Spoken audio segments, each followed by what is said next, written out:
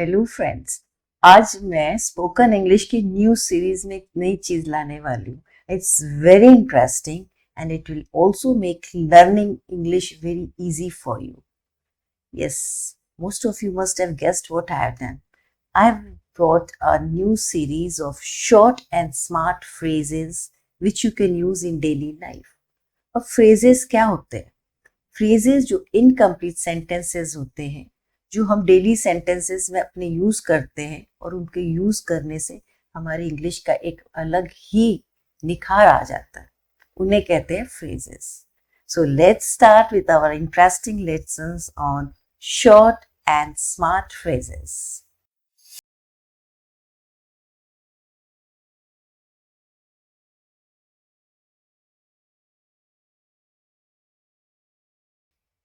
Let's start first with loud and clear. Yes, loud and clear, which means in Hindi ऊंचा and स्पष्ट। English में इसका meaning है it means declaration with clarity. कोई भी बात जब हम अपने दृढ़ संकल्प के साथ बोलते हैं तो हम कहते हैं my statement is loud and clear. इसको हम सेंटेंस में कैसे कह सकते हैं, जैसे I can hear you loud and clear, मैं तुमको सुन सकती हूँ एकदम स्पष्ट और ऊंचा, अर्थात एकदम क्लियरली मैं तुमको सुन सकती हूँ। दूसरा सेंटेंस है the king's order was loud and clear that he wants peace in his kingdom. राजा ने पहले एक ऑर्डर दे दिया है सबको कि हमारे किंगडम में, हमारे राज्य में सबको शांति चाहिए।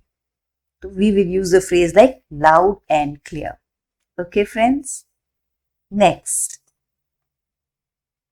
Bread and butter. ये वो ब्रेड एंड बटर नहीं है जो हम खाते हैं, नहीं, ये है आमदनी का मुख्य रास्ता। It means the main source of income. जैसे हमारे घर में हमारे पास बहुत सारे सोर्स ऑफ इनकम होते हैं, लेकिन जो मेन आमदनी का जरिया होता है उसे हम कहते हैं ये हमारे ब्रेड एंड बटर का जरिया है। हम सेंटेंस में से कहेंगे the mobile phone business was actually his bread and butter. जो मोबाइल का बिजनेस कर रहा है कोई, वो इसके मुख्य आमदनी का साधन है। Second example, she is the only source of bread and butter in the family. कोई है लड़की जो अपने घर में काम आमदनी करने के, जीविका करने के एक ही सदस्य है, अर्थात पूरे घर का आर्थिक जो रिस्पॉन्सिबिलिटी है, फाइनेंशियल रिस्पॉन्सिबिलिटी, वो उसी के ऊपर है। तो हम क्या कहेंगे, she is the only source of bread and butter in the family. Clear friends, let's do to the next phrase, break the ice. Yes, break the ice नहीं, ये बर्फ तोड़ने वाली आइस नहीं हुई, क्योंकि ये फ्रेज है तो इसका एक अलग ही मीनिंग निकलेगा। तो जैसे किसी चीज की शुरुआत करना, टू बिगिन और स्टार्ट समथिंग। जैसे सब बैठे हैं और कोई बात की हम नया तरीके से कोई बात की चालू करते हैं, शुरुआत करते हैं, तो हम क्या कहेंगे, ब्रेक द आइस। सेंटेंस में इसको देखिए, that joke really broke the ice at the conference and we all relaxed afterwards. Conference में, मीटिंग में सब बैठे होंगे और किसी ने एक जोक बोला, उस चुटकुले सुनते ही ब्रेक द आइस मतलब एक माहौल बन गया। अच्छा, इसमें आप टेंस बदल सकते हो। अगर ये ब्रेक द आइस है तो आप ब्रोक द आइस कर सकते हो। तो टेंसेस फ्रेजेस में बदले जा सकते हैं। सेकेंड एग्जाम्पल देखिए, games are a great way to break the ice and liven up a party. कोई पार्टी होती है और उसमें अगर हम किसी प्रकार की गेम्स खेलते हैं या खिलाते हैं तो पार्टी लाइवन हो जाती है। तो हम पार्टी को लाइवन अप करने के लिए, एक नई शुरुआत करने के लिए, हम ब्रेक द आइस करने के लिए we can introduce the games in the party. तो आप इसी तरह कोई और भी सेंटेंस बना सकते हो ब्रेक द आइस करके। Am I clear? अब हम जाते हैं हमारे नेक्स्ट फ्रेज पे, short and sweet. Yes, short and sweet, इसका मतलब है मुद्दे पर आओ, टू द पॉइंट। जैसे बहुत बड़ा वार्तालाप चल रहा है और मैं कहूँ मैं short and sweet, I want to say that, कि पूरी बात का मेन मुद्दा ये है। इसको हम सेंटेंस में जैसे एग्जाम्पल के तौर पे लेंगे, the minister speech was short and sweet. Minister ने जो भी अपना मैसेज दिया है, जो भी भाषण दिया है, उसमें बड़ा छोटा था और बड़ा अच्छा था, जो समझ में आया. Second example, I like this story because it's short and sweet. कोई एक स्टोरी है, छोटी है, प्यारी है, कुछ ज्ञानवर्धक है, तो अच्छी लगी है. So story is short and sweet. तो आप ऐसे और भी sentences कई बना सकते हो. That I love to talk to you because the conversation with you are always short and sweet. और भी काफी sentences बना सकते हो. आप नीचे चैट बॉक्स में लिख के बता सकते हैं अगर कोई ऐसे सेंटेंस आपके मन में आ रहे हैं तो. Clear, friends? Let's go to the next one. On and off. On and off, which means not always happening. Hindi में हमेशा नहीं होना, कोई भी चीज ऑन एंड ऑफ होना, जैसे कभी हो रही है कभी नहीं हो रही है. इन अदर वर्ड्स, कोई भी चीज जब रेगुलर नहीं होती है तो हम कहते हैं ऑन एंड ऑफ हो रहा है. जैसे बारिश हो रही तो ऑन एंड ऑफ होती है. आज बारिश ऑन एंड ऑफ थी, मतलब कभी हो रही है और कभी नहीं हो रही है. इसकी आपको एग्जांपल्स देखिए.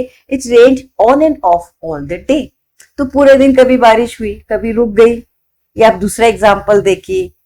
I had to take on and off for a couple of months. रात में दर्द है, कभी होता है कभी ठीक हो जाता है, कभी फिर दर्द उभरता है, फिर कभी कम हो जाता है. तो इस तरह दर्द क्या है, ऑन एंड ऑफ. जैसे आप और भी कोई सेंटेंसेस लिख सकते हो कि my videos posted in the internet और YouTube are not on and off. You can see they are very regular, isn't it? आप भी ऐसे कोई सेंटेंस बनाइए और लिखिए चैट में. Next, let's go to the next phrase. Take it और लीव इट. टेक इट और leave it, which means take a final decision. Yes, Hindi में इसका मतलब है स्वीकार करो या छोड़ दो. या तो आप उसे अपना लो या छोड़ दो. तो उसे हम एग्जाम्पल में कैसे कहेंगे? This is my final offer, take it और लीव इट. एक मैंने फाइनल ऑफर दिया, समझ में आता है तो लो, नहीं तो छोड़ दो. इसमें जैसे अब निगोशिएशन नहीं होना है, कोई बार्गेनिंग नहीं होनी है. पसंद आता है तो करो, नहीं तो छोड़ दो. या फिर हम सेकेंड एग्जाम्पल ले सकते हैं. He said the house was worth 2 crores. Take it or leave it. आप कोई घर खरीदने गए हो, उसकी वैल्यूएशन है 2 crores. आपको अगर ज्यादा लग रहा है मत लो, but there is no bargain in it. So जब हम कोई बात को एकदम स्टैंड ले लेते हैं और जहाँ पे ऊपर नीचे ऊंच नीच मोल भाव करने की गुंजाइश नहीं होती है, तब हम क्या करते हैं? This is a final deal, take it और लीव इट. अर्थात बस जो बात है वो वैसे ही आपको एक्सेप्ट करनी है तो करो, नहीं करनी है तो छोड़ दो. Clear friends? Let's go to the next phrase. Pros and cons. Pros and cons. I'm sure most of you must have heard this because this is very popular and my personal favorite. Because being teacher, I use it many times with my students. इसका मतलब है good points and bad points. या हिंदी में हम कहेंगे भला या बुरा. हर बात में जैसे कोई भी बात है तो हम बोलते हैं इसके प्रोज क्या हो गए, इसके कॉन्स क्या हो गए, मतलब इसमें फायदे क्या और नुकसान क्या है. सेंटेंस में आप कैसे कहोगे? We should know all the pros and cons before investing in this property. तो आप एक बहुत बड़ी प्रॉपर्टी लेने गए हो तो आपको तो उसके बारे में फायदे और नुकसान पता होना चाहिए कि इस प्रॉपर्टी को लेके क्या फायदे हो सकते हैं और क्या इतने फायदे नहीं हो सकते. तो we'll say that we should know the pros and cons. Next example, I have to know about the pros and cons of this deal before signing the contract.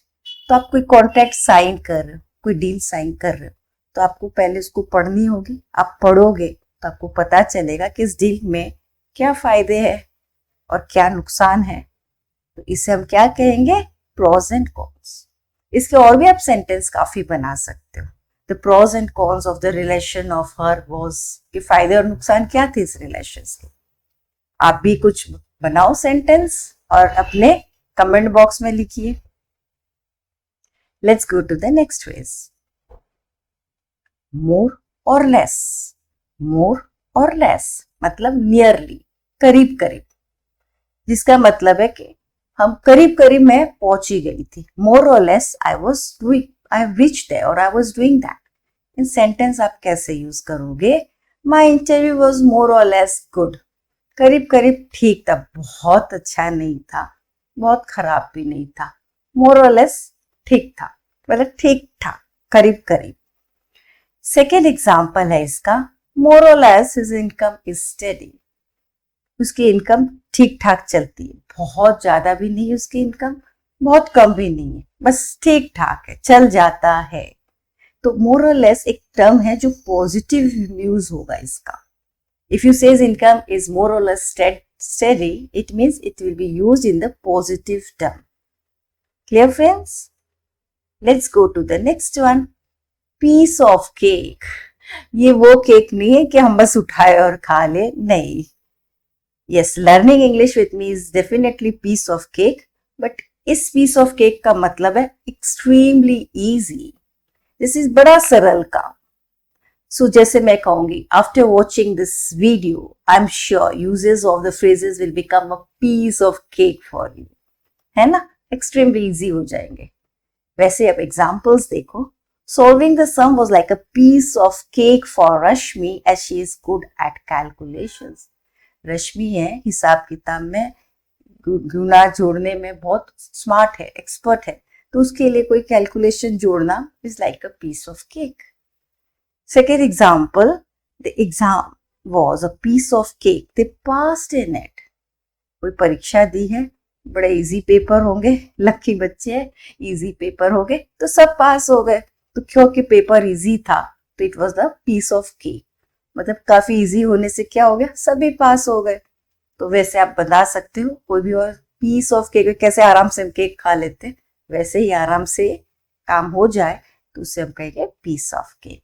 Okay friends, next हमारा आता है see eye to eye, जिसका मतलब है agreeing fully और have a similar attitude, पूरी तरह से सहमत होना।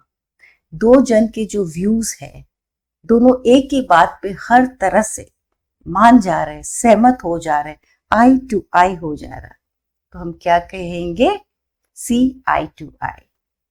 जिस एग्जाम्पल पे है, Rita and husband see eye to eye about saving the money. Rita भी जिस बात को मानती है, उसके हस्बैंड भी उसी बात को मानते हैं, और दोनों को पैसे बचाने की योजना में दोनों की सहमति काफी समान है, दोनों एक ही बात पे एग्री करते। Means there is no dispute, there is no conflict, कहीं उनके मन मुटाव नहीं है। Next example, My friend don't see eye to eye with me about the arrangements. अब एक बंदे ने सब अरेंजमेंट्स की है और उसके दोस्त उसको उस अरेंजमेंट को अप्रूव नहीं कर रहे, उन्हें वो अरेंजमेंट इतनी समझ नहीं आ रही है, पसंद नहीं आ रही है। तो वो बंदा क्या कह रहा है कि माय फ्रेंड्स, मेरे फ्रेंड्स लोगों को ये अरेंजमेंट आई टू आई नहीं लगी, मतलब they don't agree to what I have done, अर्थात उन्हें पसंद नहीं आई, तो वे पूरी तरह सहमत नहीं है। तो इस तरह हम देख सकते हैं कि फ्रेजेस सीखना कितना आसान हो चुका है। एंड आई एम श्योर ये वीडियो देखने के बाद कॉमन यूजेस ऑफ फ्रेजेस आपके लिए काफी इजी हो गए। And if you like my video, please like, share and subscribe. Thank you and bye bye.